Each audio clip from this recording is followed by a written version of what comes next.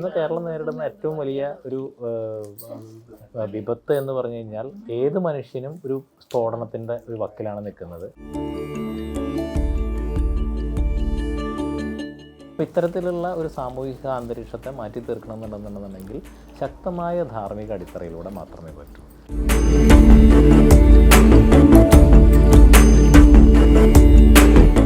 ജലത്തെ നിയന്ത്രിക്കുക, ഈ കാര്യമാണ് അമ്മ ഇവിടെ വന്നു കഴിഞ്ഞപ്പോൾ ചെയ്യേണ്ടത് എന്നുള്ള രീതിയിൽ ഉപദേശമായിട്ട് പറഞ്ഞത്. അതേ മനസ്സ് തന്നെയാണ് നമുക്കുള്ളത്.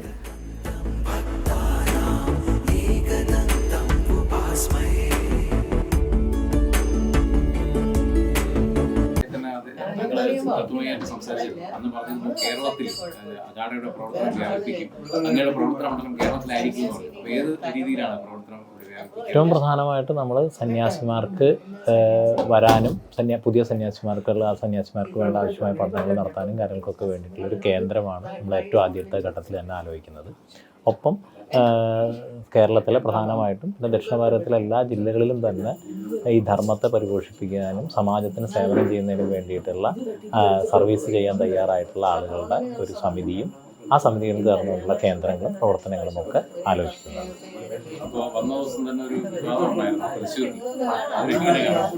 അല്ല, ഒന്ന് ഞാൻ മുമ്പ് സംസാരിച്ച കാര്യമാണ്. അന്ന് നമ്മൾ ഈ ദേവസ്വം ബോർഡുകൾ എന്ന് പറയുന്നത് അടുത്തും പറ്റിയ രാഷ്ട്രീയക്കാർക്ക് സുഖജീവിതത്തിന് വേണ്ടിയിട്ടുള്ളൊരു കേന്ദ്രങ്ങളായി മാറുകയാണ്. ഒരു ക്ഷേത്രങ്ങളിൽ ചുമതല വഹിച്ചിരുന്നവരോ ആചാരങ്ങളുമായിട്ട് ബന്ധപ്പെടുന്നവരോ ഒന്നുമല്ല ഇതിൻ്റെ ഭരണ നേതൃത്വത്തിലുള്ളത്. അതുകൊണ്ട് ഇപ്പോൾ നേരത്തെ ഞാൻ സൂചിപ്പിച്ചിരുന്നത് പോലെ ദേവസ്വം ബോർഡുകളിൽ നിന്ന് ദേവസ്വവുമായി ബന്ധപ്പെട്ട, അതായത് ദേവനുമായി ബന്ധപ്പെട്ട ആളുകളല്ല, ഈ അടുത്തും പറ്റിയ അല്ലെങ്കിൽ അടുത്തും പറ്റാറായ രാഷ്ട്രീയക്കാർക്കുള്ള സുഖജീവിതത്തിനുള്ളൊരു താവളമായിട്ട് മാറിക്കൊണ്ടിരിക്കുകയാണ്.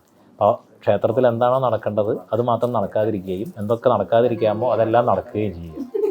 അപ്പോൾ അങ്ങനെ വിശ്വാസവുമായി ബന്ധപ്പെട്ട ക്ഷേത്രങ്ങളിൽ ആചാരങ്ങളുമായി ബന്ധപ്പെട്ടിട്ടുള്ള ആളുകൾ ദേവസ്വം ബോർഡിൻ്റെയോ അല്ലെങ്കിൽ ക്ഷേത്രങ്ങളുടെയോ അധികാരത്തിലെത്തുന്നത് വരെ ഇത്തരത്തിൽ ധർമ്മത്തിനെതിരായിട്ടുള്ള പ്രവർത്തനങ്ങളാണ് ക്ഷേത്രങ്ങളിൽ നിന്നുണ്ടാവുക. ഈ കേരളത്തിന്റെ മൊത്തത്തിലുള്ള ഒരു സാമൂഹ്യ അന്തരീക്ഷം ഇപ്പോൾ വല്ലാത്തൊരു സ്ഥിതിയിലേക്ക് പോയിക്കൊണ്ടിരിക്കുകയാണ്, ലഹരിയുടെ ഉപയോഗമൊക്കെ ആയിട്ട്.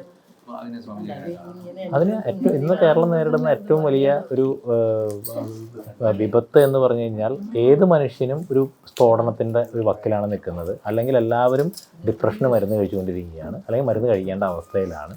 അപ്പോൾ ഇത്തരത്തിലുള്ള ഒരു സാമൂഹിക അന്തരീക്ഷത്തെ മാറ്റി തീർക്കണമെന്നുണ്ടെന്നുണ്ടെങ്കിൽ ശക്തമായ ധാർമ്മിക അടിത്തറയിലൂടെ മാത്രമേ പറ്റൂ. ധാർമ്മികത ജീവിതത്തിലുണ്ടാവുകയും ആ നിഷ്ഠ ജീവിതത്തിലുണ്ടാവുകയും ചെയ്ത കുടുംബങ്ങളിലുള്ള അങ്ങനെ വളർന്നു വരുന്ന കുട്ടികളെ സംബന്ധിച്ചിടത്തോളം ഇതിൽ നിന്ന് എല്ലാവരും മാറി നിൽക്കുന്നതായിട്ട് കാണാം, ഏതെങ്കിലും ഒരു അനുഷ്ഠാന ജീവിതത്തിലുള്ള ആളുകൾ.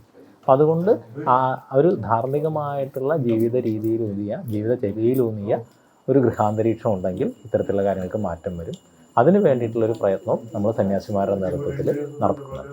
ഈ പൗർണിമക്കാവിലെത്തി ഇവിടെ അമ്മയായിട്ട് സംസാരിച്ച് കഴിഞ്ഞപ്പോൾ അമ്മ പറഞ്ഞ അതേ കാര്യങ്ങൾ തന്നെ നമ്മളുടെ മനസ്സിലുള്ള കാര്യങ്ങളാണ്. അതായത് അമ്മ ഏറ്റവും കൂടുതൽ പറഞ്ഞത് പ്രകൃതിയെ സംരക്ഷിക്കണം എന്നുള്ള കാര്യമാണ്. ആ പ്രകൃതിയെ സംരക്ഷിക്കുക, ഇപ്പോൾ നമ്മൾ തീർത്ഥങ്ങളെ ഏറ്റവും മഹത്തായി കാണുന്ന ഒരു സംസ്കാരമാണ് നമ്മളുടെ.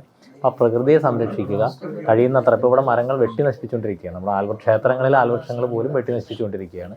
അപ്പം വൃക്ഷങ്ങൾ നടുക, ജലത്തെ ശുദ്ധീകരിക്കുക, ജലത്തെ നിയന്ത്രിക്കുക, ഈ കാര്യമാണ് അമ്മ ഇവിടെ വന്നു കഴിഞ്ഞപ്പോൾ ചെയ്യേണ്ടത് എന്നുള്ള രീതിയിൽ ഉപദേശമായിട്ട് പറഞ്ഞത്. അതേ മനസ്സ് തന്നെയാണ് നമുക്കുള്ളത്.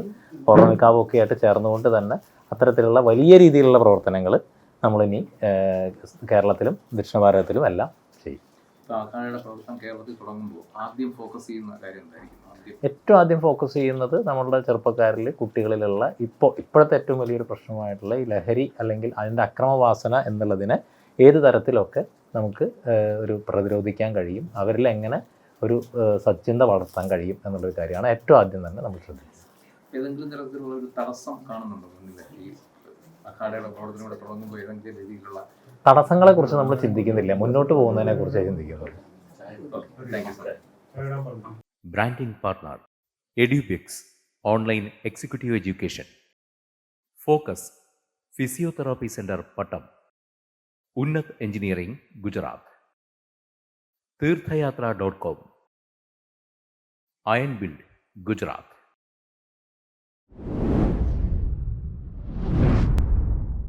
തുമ്പമൺ ശ്രീ വടക്കുംനാഥൻ ക്ഷേത്രം, അമ്പലക്കടവ്, പത്തനംതിട്ട. ശ്രീമദ് സ്കന്ദപുരാണ മഹാസത്രം, 2025 മെയ് 11 മുതൽ 18 വരെ. ബ്രഹ്മശ്രീ മുംബൈ ചന്ദ്രശേഖര ശർമ്മയുടെ മുഖ്യ കാർമ്മികത്വത്തിൽ മഹാഗണപതി ഹോമം, സ്കന്ദപുരാണ പാരായണം, മഹത് പ്രഭാഷണങ്ങൾ, പൂജഹോമാദികൾ, കലാസാംസ്കാരിക പരിപാടികൾ. സത്രയജ്ഞ കർമ്മങ്ങളിലേക്ക് എല്ലാ ഭക്തജനങ്ങളുടെയും സാന്നിധ്യവും സഹകരണവും സാദരം അഭ്യർത്ഥിക്കുന്നു.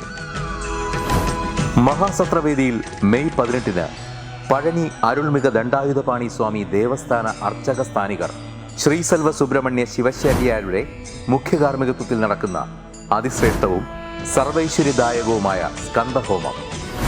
സ്കന്ദമഹാപുരാണ സത്രത്തിന്റെ ആദിമധ്യാന്തമുള്ള സമ്പൂർണ്ണ തത്സമയ കാഴ്ച തത്വമയി നെറ്റ്വർക്കിൽ.